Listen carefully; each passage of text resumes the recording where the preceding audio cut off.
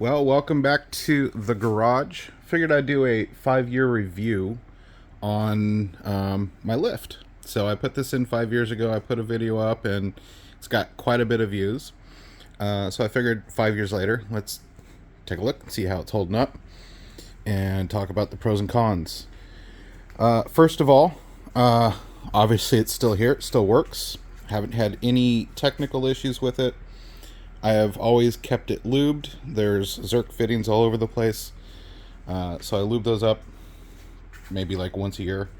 And then I use white lithium grease on the the trails. There's some, I think, like high density plastic something that slides along there, and white lithium grease seems to work really well. Performance, haven't had any issues with it. Like I mentioned, it goes up and down like it should. Going down is still slow. I think there's been a revision to it, different hardware that they put with the new ones that makes that better. But mine works, so I'm not going to change it. Would I still buy it for this space? Absolutely. It's the right lift for my shop. 10-foot ceilings, 32 by 24 on this side, and then there's an addition over there that wasn't there when I first put the lift in. If I had a bigger shop, I wouldn't buy it. I'd either buy a 4-post or a 2-post. Much more versatile. What I found with this is it's great for unibodies, but not so good for body on frame. And what you see I had to do here was, with this FJ, is put these 4x6s across and some spacer blocks just so I can get up to the frame. It's technically rusting on the lift, and it's been up here for a couple weeks, so seems fine. What would I do differently for the install? I would put these closer together. These are 41 inches apart. I'd probably go 35, 38, somewhere around there. I figured wider is better when I was putting it in, but that's not really the case. For anything that I lift up, these are just fine. Does it work for everything I have so far? Yes. The one thing I couldn't put on here was a 2-door Jeep. The wheelbase was too short, so it was actually hitting here, so I couldn't lift a Jeep with this. But everything else, not a problem.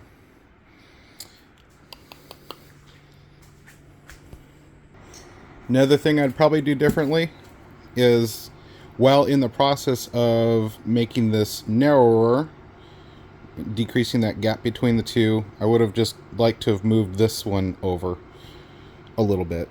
It's a little too close to the wall here. It hasn't stopped me from doing anything I need to do, but it is a little tight.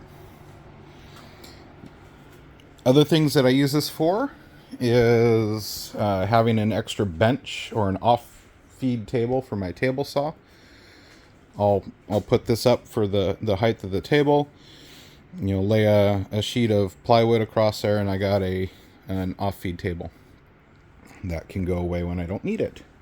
I lift 4-wheelers on here, side-by-sides. 4-wheelers I put on sideways, so usually put back tires here, front tires there, and strap it down, and it works really well. I do that with a riding lawnmower, and the side-by-side I lift like I do here. So all in all, it is really handy to have this platform in the garage. I lift lots of different things with it. I use it for lots of different stuff. It's not just a car lift. One thing that I did try to do, but it didn't work, was put a cutoff valve on one side just so I can lift one side and not the other. But either I had it hooked up wrong, or it just didn't like having one side cut off. So I abandoned that idea. Otherwise, it's been great. Like I said, I'd buy it again for sure. I might balk at the prices nowadays because they've gone up quite a bit in the 5 years since I bought this one, but I think it's still worth it. One thing unrelated to the lift that I just learned recently, because I just put this AC in, is that the car, if you leave the car up here for long periods of time, it kind of blocks the whole convection effect where you got cold air coming down and being forced there, goes across the garage, hot air rises and then flows over and, you know, does that whole circular thing. With this there, that doesn't work so much, so I got that little fan there when it gets really hot outside. That helps blow the cold air to the other side of the garage so it can circulate better. But luckily it's not been that hot the last week or so hasn't been an issue. Well, that's it for the update. Thanks for watching. Let me know if you have any questions in the comments.